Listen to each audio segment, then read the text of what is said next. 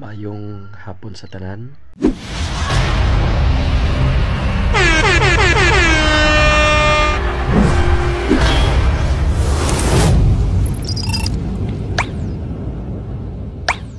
Tibok Pilipinas, tibok kalibutan, maayong gabi o maayong buntag. Now nag-live ko mga higala sa mubo nga panahon, gilang og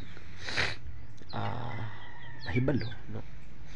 So mahangi ko daan number 1 sa tanan nga membro sa Seventh-day Adventist Church, particularly sa Iglesia sa Pakibato, o di lamang sa Pakibato, Seventh-day Adventist tibok kalibutan, o ilabi na sa akong mga kauban, mga amigo, o mga kauban nga mga Adventist Defender, ilabi na sa mga kauban sa Trimedia. Mahangyo ko rin yung tanan. Mga panahon na nga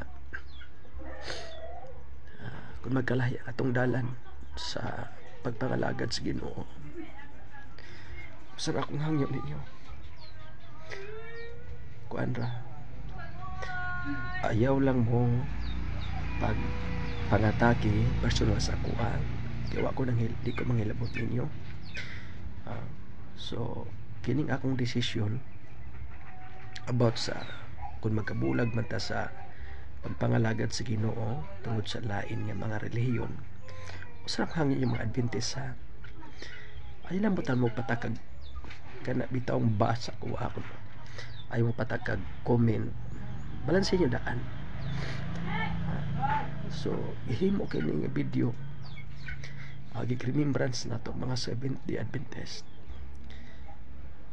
Kung sa tamo ka palangga, palagwa mo nagpangga sa kuaba sa kay palangga tamo tanan sa taas ka panahon.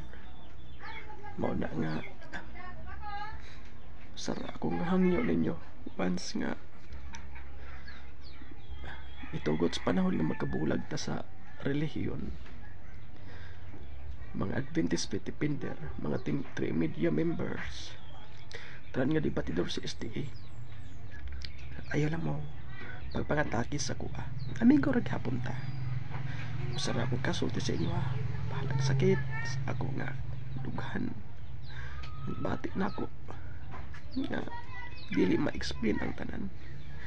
Muna nga palangka tamo. Palangka tamo muna. So masarap akong masulti sa inyo ha. Alam mo paghukom. Masik biasa oleh mga adlaw yung hunaw nga kitang paghukman ta. Alam ko yung huk ni Matthew City uno di ta maghukom, ano ta paghukman. So di lang ta maghukom, iyahin lang kita ha. Kung daw na madoktrina ng huktan.